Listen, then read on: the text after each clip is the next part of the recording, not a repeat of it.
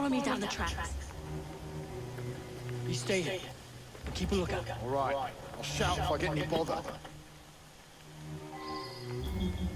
First for a bird's eye view. Can't be too careful. Not your concern. Bring back the cargo.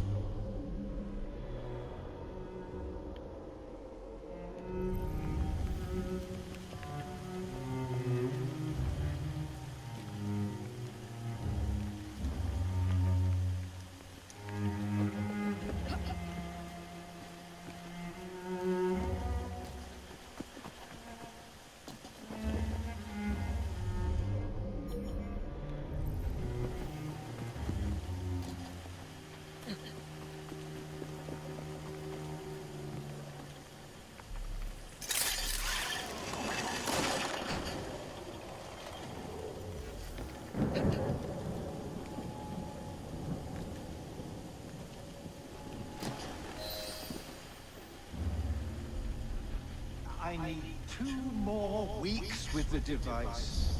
Your questionable practices are beginning to draw unwanted attention. You've been given more than enough time to achieve results, Sir David.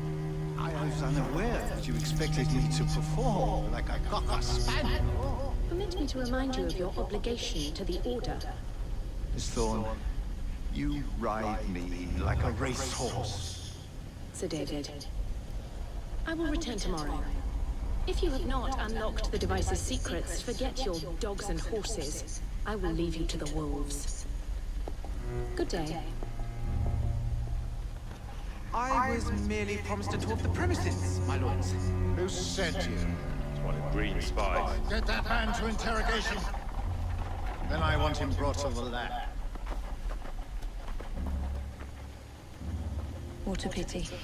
But no deviations from the mission.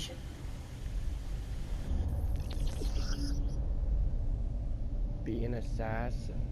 Assassins are stronger when infiltrating dangerous areas from high places. Use eagle vision to identify opportunities for stealth and assassination. Hiding spots and useful objects will be highlighted in white.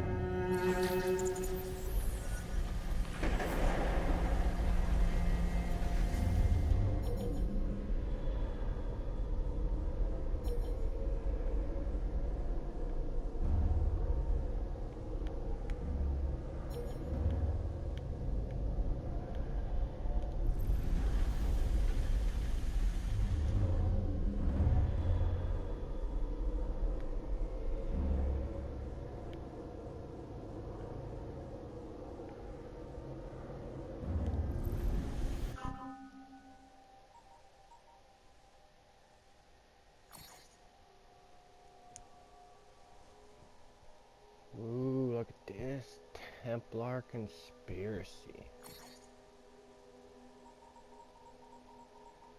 Lucy Thorne. Born on August 8th, 1837. Lucy Thorne was born middle class in London. Her father was a successful but stuffy tea merchant.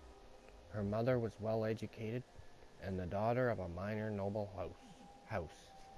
She liked the good things in life and grew up among relative luxury. However, increasing family debt would become a problem in her adulthood. Lucy was clever and quick as a child. Her mother educated her in all of the qualities that should have ensured her a successful marriage. But Lucy decided instead to immerse herself in books. She branched out into the study of obscure religious knowledge, into magic and occult philosophy. All really useful stuff in a marriage. In Lucy's teens, her father struggled to run his business and pay for his family's needs. Lucy's home life went downhill quickly as less money came in and more went to pay debts. She was encouraged to find a husband who could provide for her. Instead, she took on works as a shop girl in her father's business, gradually taking on more of the management. In her spare time, she grew more and more taken with occult philosophy and supposedly magical objects, such as the Shroud of Turin. She collected rare manuscripts, overspending on auctions of rare papers. When she outbid Crawford Stark at an auction, he tracked her down and attempted to buy the papers. Lucy wouldn't sell, but her enthusiasm for the topic appealed to Stark, and he quickly introduced her to the Templar Order, where she became his second in command. So her parents needn't have worried. It all worked out wonderfully. We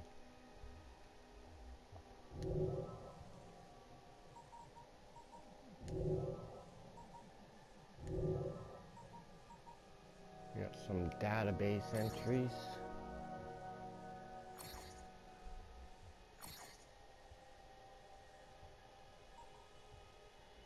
Enemies. David Brewster.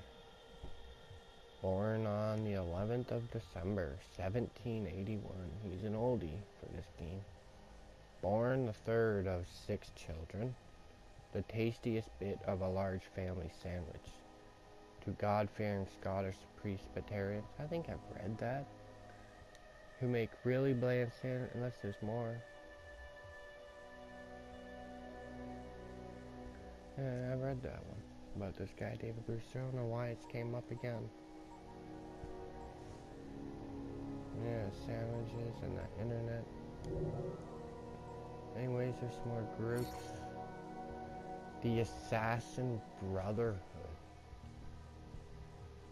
The Assassin Brotherhood is a secret organization whose ideology is centered on the belief that only free will can ensure the betterment of humanity. We have existed throughout recorded human history, locked in a battle with a Templar Order, who believes, well, pretty much the opposite of what we do. It's why we fight. Here's a question for you. If both sides existed before the historical Hashashin and Order of the Knights Templar, what were they called? Excellent question. Shush your lips up. There have been brotherhoods recorded throughout time. The Roman Empire, the Middle Ages, and Italian Wars. The American Revolution, the French Revolution, the Haitian Revolution. We're big on revolutions.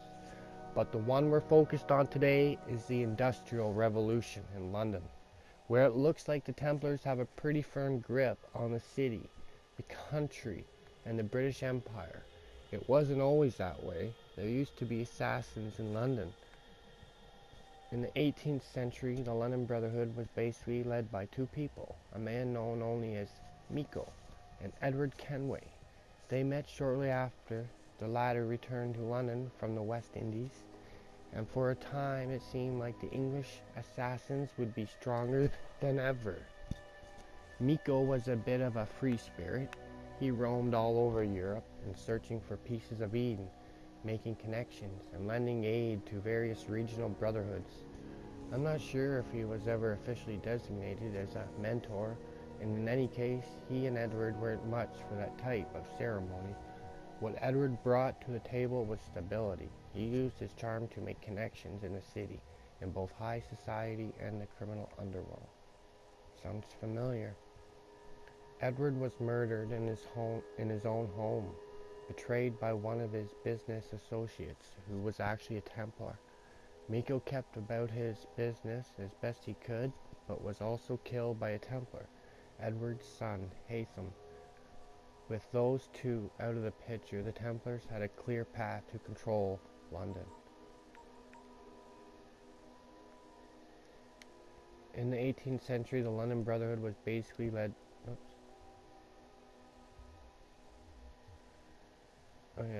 the Templars had a clear path to control London. In the here and now, the Brotherhood's seen better days. The Templars won a major victory in 2000 and nearly wiped all of us out. But we've been rebuilding, slowly but surely. We are establishing new brotherhoods in cities all over the world. We have a new network to stay in touch with each other.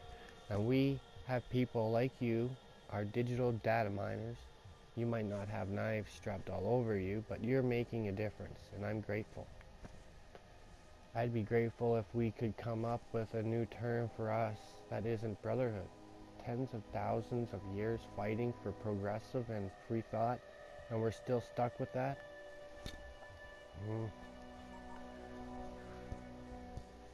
There's the Templar Order.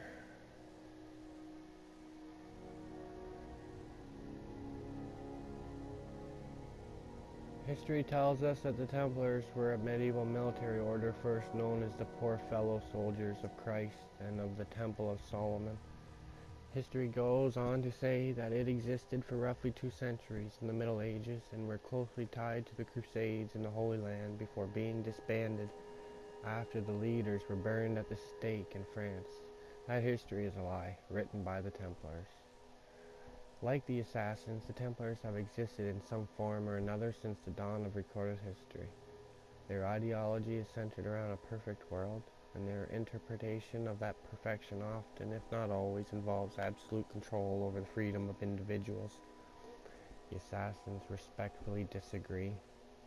The Templar Order's control over the city of London, and by extension much of the British Empire, was like a sneak preview of the control they exert over the world today. In the 18th century, a Grand Master named Reginald Birch managed to sneak into the life of one of the most influential assassins of the day, Edward Kenway. Birch was appointed as one of Kenway's property managers, but soon became a friend of the family, even going so far as to court Edward's daughter Jenny. Court is a polite word that I'm sorry we don't use as much today.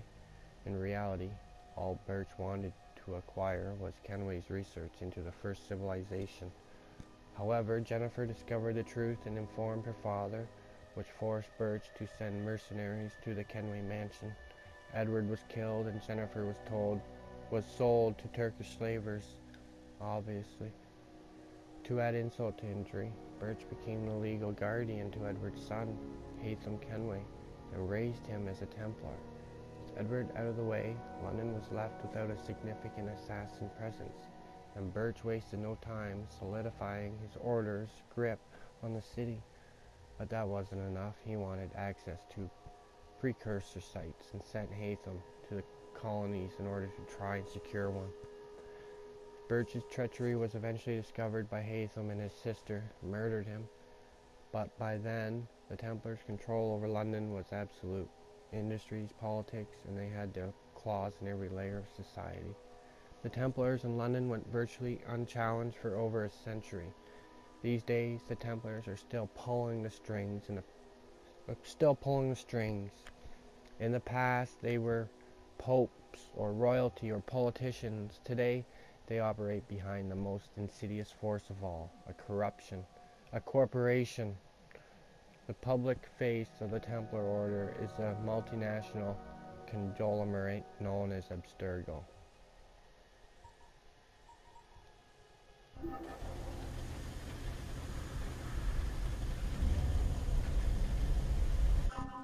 Wow.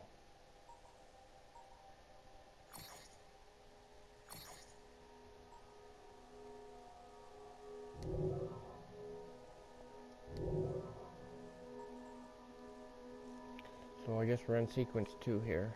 A simple plan. Evie executes her plan to assassinate David Brewster in his laboratory and recover his piece of Eden. So I'm going to try and do that. Kill enemies with hanging barrels. So this Brewster guy, I take it he's an enemy.